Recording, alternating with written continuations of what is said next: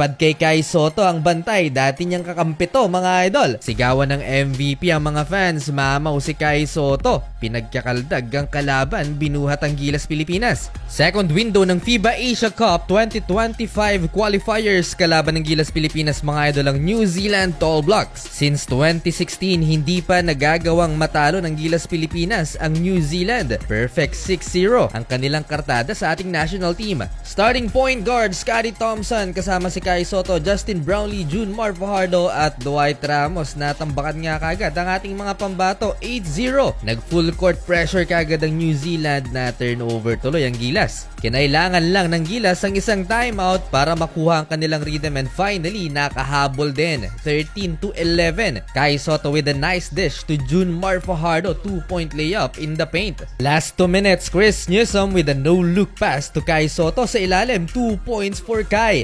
At eto yung sumunod na nangyari, napakagandang pasa mula kay Justin Brown, lilipad yung bantay ni Kai Sotto. Dating teammate niya yan sa Adelaide 36ers, si Hiram Harris. Napailing na lang doon si Kai Sotto. Last 1 minute, Calvin Oftana na libre, corner pocket 3-pointer, lamang na ang Gilas Pilipinas, 20-18. Pero nagpahabol lang 2-pointer ang kalaban, 22-20, end of first quarter. Second quarter, balik ulit sa 8 points ang inahabol ng Gilas Pilipinas, 28-20. Sumagot si Scottie Thompson, wraparound pass to Junmar Fajardo, 2-point layup.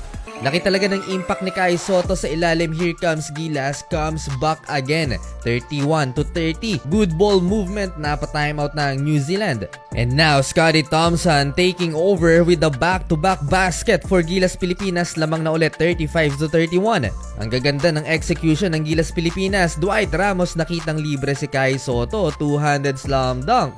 Closing minutes ng first half, ipinasok si CJ Perez, 3-pointer kagad ang naiambag ni Baby Beast. May bawi naman ang New Zealand, sagutan lang ng 3-pointer. Dikit lang ang laban sa first half mga idol, tabla sa 45 ang talaan, nagpahabol ng 3-pointer ang New Zealand. Leading scorer natin at the half si Justin Brownlee, 11 points, Scottie Thompson 9 and Kai Sotto 8.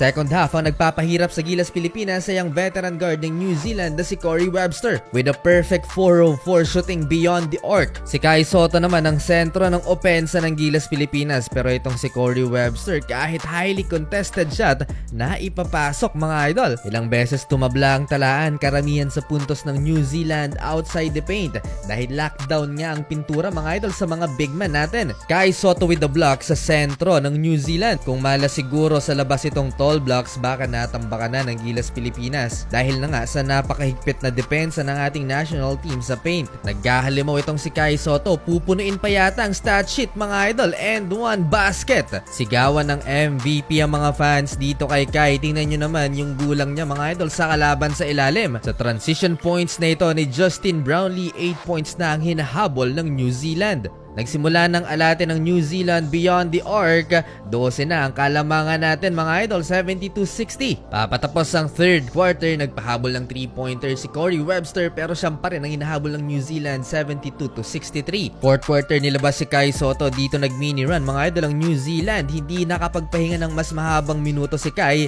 at ipinasok agad. Nice play by Tall Black sa possession na ito mga idol, nag-commit si Kai Sotto na libre yung isa. To stop the New Zealand run, Justin Brownlee with an and 1 basket. Sino pa nga bang aasahan ng Gilas sa closeout? Walang iba kundi si JB. Halfway, dikit ulit ang laban, 17 points na si Kai Sotto. May bagong elite duo ang Gilas Pilipinas, Justin Brownlee with the block and Kai Sotto with the dunk. Hindi pa rin totally bumibigay mga idol ang New Zealand, 3-pointer again, kanilang 15 3-pointer. Crunch time, Justin Brownlee with 2 clutch free throws. Last 3 minutes, another 3-pointer by New Zealand, dalawa na lang ang lamang ng Gilas, 84-82. Penalty situation for Gilas Pilipinas, pasok ang 2 free throws ni Dwight Ramos. Again, another field goal by New Zealand. Kapit naman malala ang Gilas mga idol kay Justin Brownlee. 2 free throws again at parehong naipasok yan ni JB. Last 2 minutes, crucial yung naging challenge ng New Zealand pero na-award pa rin sa Gilas ang bola. Entering the last 1 minute mark ng fourth and final quarter, Chris Newsome